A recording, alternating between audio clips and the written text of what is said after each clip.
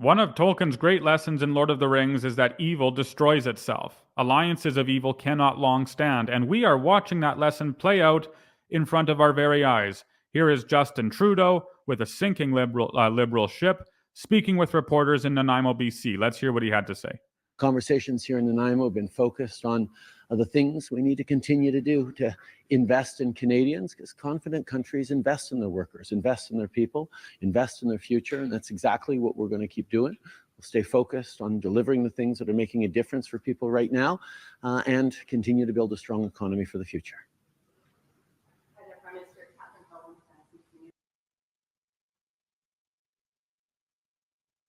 Election, and the people in her riding want you to go. What can you say to your own MPs to convince them that she's wrong? In a democracy, people will have all sorts of different perspectives, and that's important that we have that, including within the Liberal Party. The reality is all of us are focused on what to do to make sure that Canadians are being supported, are feeling confident about the future, are getting the housing they need, are getting a school food for their kids and breaks on groceries, that we're doing the kinds of things that are actually putting the strongest balance sheet in the G7 in service of Canadians. Right. So you can go to the poor man and the poor woman and the poor family, and there are a lot of them now in this country because, of course, the economic situation is so perilous and desperate right now. And you tell them, it's like Justin Trudeau, you tell them that we have the strongest balance sheet in the G7. Oh, my goodness gracious. That's going to save us from the car payments men can't afford. That's going to save us from the housing mortgage costs that we can't afford. That's going to save us from the inflationary prices we're experiencing with groceries and actually with absolutely everything. Yeah, thank heavens we have the strongest balance sheet in the G7. Oh, what would we do without that strong balance sheet? This is a classical tactic or a classic tactic that the Liberals use to deflect and to try and divert the truth away from what reality is. What is the reality? The reality is economically we are in a desperate and perilous position. More and more Canadians are feeling the pinch of Justin Trudeau's economy, and it hurts. Hurts a lot. That's what we're focused on, and that's how we're going to get Canadians through this difficult moment. I always find it so strange when politicians talk about how we're in this difficult moment, these difficult times, as if they haven't been in power for the last 10 years. Like here you have Trudeau talking about how on one hand the economy is strong, okay, on the other hand, we're in a difficult moment, he says. The economy is maybe not so strong. So which is it? Is the economy strong or is it not strong? And then, of course, Trudeau and the Liberals and the NDP say, well, if it wasn't for us, the economy would be in so much worse a position. It's like, that's your argument? Really? Really? Because you're the ones who shape and mold this economy. You continue to plunge your hands deeper into it every single day. So why are Canadians suffering? Your policies are so excellent. If our balance sheet is so strong, why are we not in a better financial? This is Michael Conservative from CTV News. You've got two crucial by-elections coming up. I wanted to know, how much of those results are you seeing as a referendum on your leadership? Listen, people are facing tough times right now, and that's why we continue to step up to deliver for them. We're there to invest in childcare. We're there to invest in dental care. 650 seniors have now had access to dental care, despite the fact that Pierre Poilievre and his Conservatives have kept blocking it and kept pretending that it doesn't exist. They're all about cuts. We're about investing in a strong future for Canadians, investing in support for Canadians that they need right now. And of course, no one's getting it. Whenever government invests in support, it always means higher taxes, less money for the individual, and brutal services. We do not talk often enough about the quality of the supposed service the government provides. We never talk about that, and we should, right? We have all of these leaders making these grand promises that we're spending hundreds of millions of dollars here, tens of millions of dollars over there, and you should be happy because we're providing a service. As if the quality of the service isn't trash. It is, because unlike the free market, there is no incentive one way or the other to perform well. If government performs poorly, if their programs are a joke, what does it matter to them? They don't see a difference in profit. They just take more money. All that matters is that they continue to reign on the throne. La presse canadienne, Leur ambition pour la positif. L'économie n'est pas en train de la nourriture dans les écoles. Opportunité pour les. Ce que les gens ont, on a. Justin Baumgartner. Hi, Prime Minister. Justin Baumgartner with Vista Radio here, Vancouver Island. A lot of the tariffs on softwood lumber, they feel local businesses are actually in jeopardy because of it, with the possibility of a Trump presidency coming into play. What do you plan on doing with tariffs? We know he's going to probably hike everything coming in, and how is that going to affect the businesses here that are suffering on Vancouver Island? A number of years ago, when Donald Trump was president, he brought in crippling tariffs on steel workers and aluminum workers across the country, in addition to other things that made life difficult for Canadian workers. And we stood up for Canada, and we not only defended our steel workers and aluminum workers and forestry workers successfully, we also made sure that the American people and the American administration understood that things that hurt Canada also hurt their jobs and their future. And when we talk about softwood lumber, the reality is Americans are facing a housing crisis as well.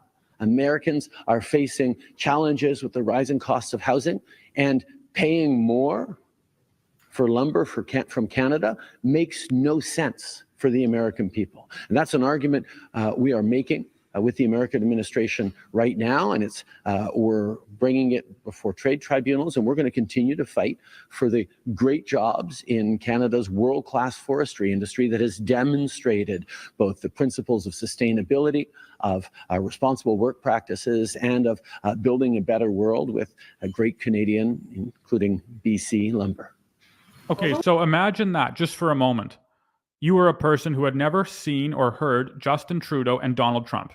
Suppose you had never met them. Suppose you'd never seen them. You'd never listened to them on TV. And you took those two men and you put them side by side and you let them have a conversation. Which of those men would you prefer to lead you? This isn't an endorsement of anyone one way or the other, but I do intend to show, or mean to show, that Justin Trudeau is a mouse compared to other world leaders.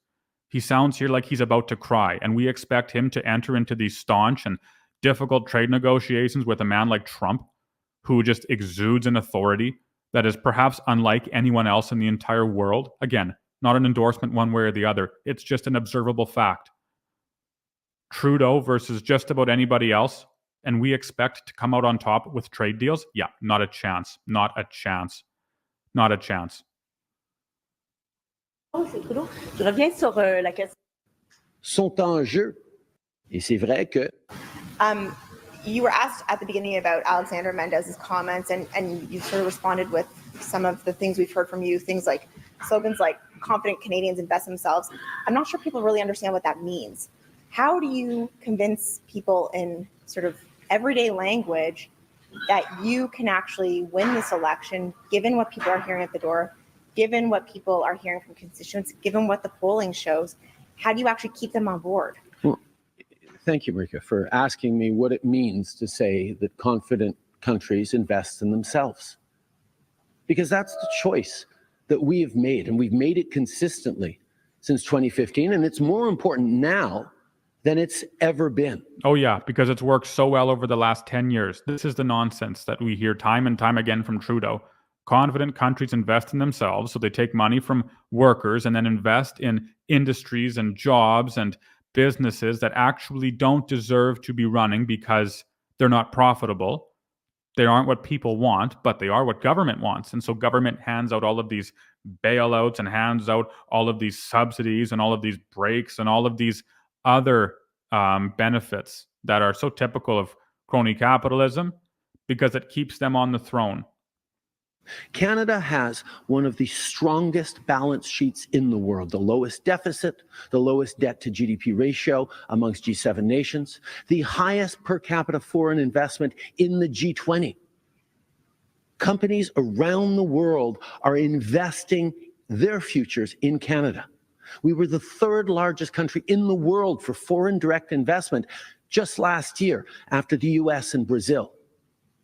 People around the world are investing in Canada because they believe in Canadians, they believe in Canadian workers, they believe in the future we're building here. This government is doing the same thing. We are investing in the future of Canada by making sure kids have room in daycare so that their parents can get the jobs and careers that they want and that our economy needs them to do. Okay, so Justin Trudeau is still talking about how wonderful the economy is. He's talking about how excellent the economy is and how we have a strong balance sheet. Fraser Institute, however, did a great paper, it's short, that points to misleading debt rankings to justify, of course, their debt explosion. So we say we have this strong balance sheet claiming that Canada has the lowest net debt to GDP ratio among G7 countries. Wow, fantastic. But there's a problem. To calculate net debt, you subtract government's financial assets from its total debt, which makes sense, with the implicit assumption that these assets could be used to offset debt. But the financial assets, here's the issue, used to calculate Canada's net debt include the Canada and Quebec pension plans. Assets in the CPP and QPP are needed to provide pensions for current future retirees in Canada.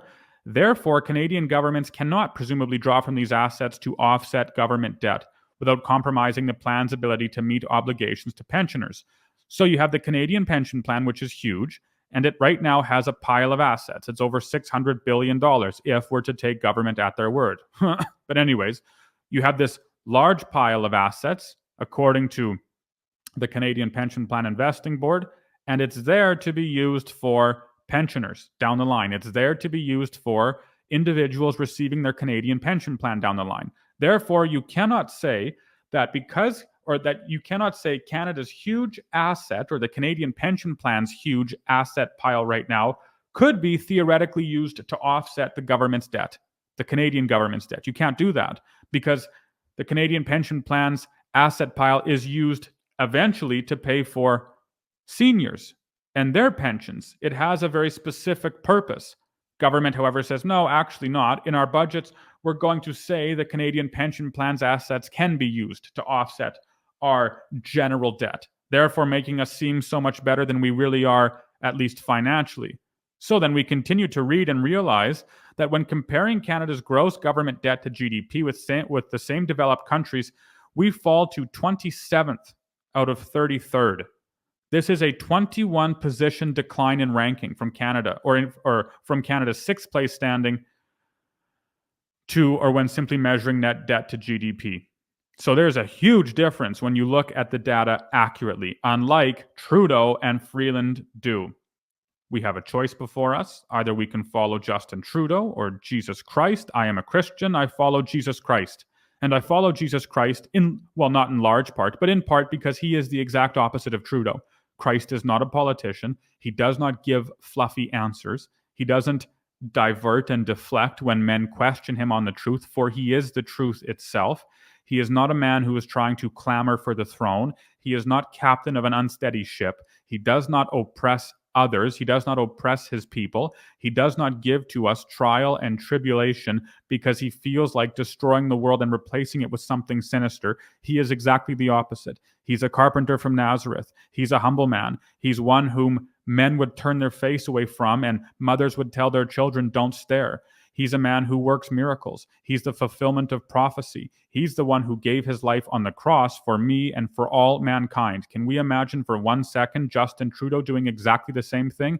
Absolutely not. So I don't put my faith in Trudeau. I don't put my faith in Poilievre. I don't put my faith in Bernier or Singh or any of them. Instead, I put my faith alone in Jesus Christ. And it gives me a marvelous and wondrous hope in knowing that no matter how detestable these politicians become, no matter how evil they are, Christ is still on the throne. He's reigning, and he's coming back very soon to conquer evil once for all time.